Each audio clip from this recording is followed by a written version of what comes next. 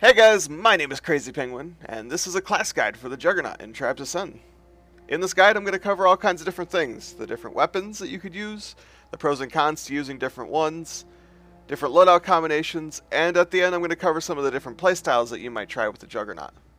So, what is the Juggernaut? Juggernaut is one of the default classes that you start with. You don't have to buy him or anything. He's slow, he has really high health, and he's an artillery class. He shoots kind of ballistic type weapons with a lot of drop off and high damage. He should be your go-to long distance base disruption. So let's get it started. First off, we have the fusion mortar, and when you first load up this class, this baby's going to be in your hands and it's going to take you a second to figure out how it works. It shoots a projectile, it takes a long time to get to its target, and it shoots in an arc. Once it finally makes its way over to where you're shooting, it's going to do 1300 damage up close and as little as 650, and has a pretty large radius.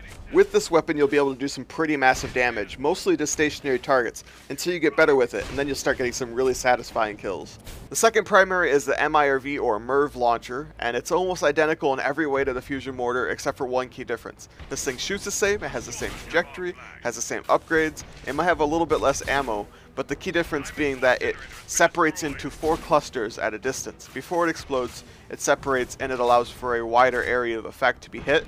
You might do a little bit more or a little bit less damage based on the randomness of the clusters, but it allows you to clear out wider flag stands such as dry dock a lot more effectively. Overall, it's a side grade mostly. It all depends on the map and playstyle you're trying to achieve.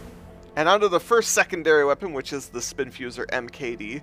It's a little bit less potent than the Brute's heavy Spin Fuser, but definitely better than the light Spin Fuser that the Pathfinder has, doing about 840 damage. While this gun is great for close quarters combat, I like using it a lot more for its utility, allowing you to do Spin Fuser jumps, as well as taking out radars and turrets a lot more effectively until you get used to using your mortars. So then the second option would be the X1 LMG, and this is a really great gun, especially when you are in those close quarters scenarios or when you need that extra upper hand when dueling, especially against raiders and pathfinders who are trying to disrupt you from shelling the enemy flag stand. I would suggest that you use the Spin Fuser until you get used to using automatic weapons, and then only use the LMG when you're in an open field or you're in those scenarios where you think you're going to be dueling a lot of people. So now we have the 2 belt items, the first of which is the heavy AP grenade, standing for anti-personnel. It does a lot of damage to a person, I think 1500 actually, and very little to anything else. It's also less noticeable than a fusion mortar, so it's great for indoor combat, but overall I would suggest that you use the Spin Fusers. And the reason I suggest the Spin Fusers is mostly because of consistency. By now you should be used to using the different Spin Fuser guns, and it will allow you to use something that you're already comfortable with. Using the Spin Fusers also allow you to Spin Fuser jump when using the LMG, and take out some base assets like a radar or an unupgraded turret. Overall, they're a great asset, and if you use Safety Third and fully upgrade them, you can have up to 4 at a time, which is great for when you're dueling. And the only equipment option that you have is the Health Regen Pack, which simply allows you to regen your health sooner, allowing you to retreat and return quicker, and perhaps survive a little bit better. And even less remarkable than the Health Regen Pack is the armor that the Juggernaut has. Just like in my previous video, nothing going on here at all.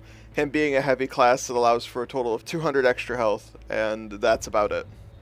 As far as the first perk slot goes, I would probably suggest Safety Third as the most viable option. It gives you that extra grenade and increases the lethality of your grenades just by a little bit by increasing the radius.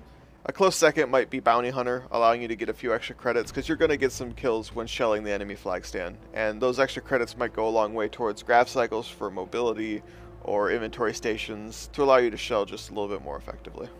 As far as the second perk slot goes, I would definitely suggest Potential Energy as probably the best option for you to use. It will allow you to regain a lot of energy while Spin Fuser jumping, and when you're taking fire, it'll allow you to escape a lot more effectively. As far as an alternative option, Quick Draw might be a great option, allowing you to switch between your different weapons if you need an extra boost while dueling. Alright, so now that we got all that out of the way, let's talk a little bit about the class in general, not necessarily about the weapons, but more so what you should be doing as a Juggernaut. If you haven't been able to figure it out based on all the weapons and what I've been saying so far, this guy is your heavy offense. He's great at just destroying the enemy base, whether you're taking out turrets, radar, or shelling the enemy flag stand. He is perfect for the job.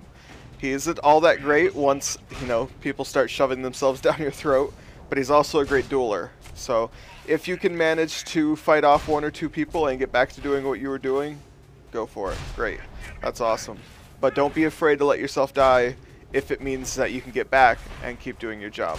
You're going to rack up a lot of easy kills, a lot of one-hit kills, a lot of random kills, and hitting a lot of stationary people. The heavies on flag are going to hate you because in a shot or two, all of their stuff is gone and they're probably dead and they have to start all over again.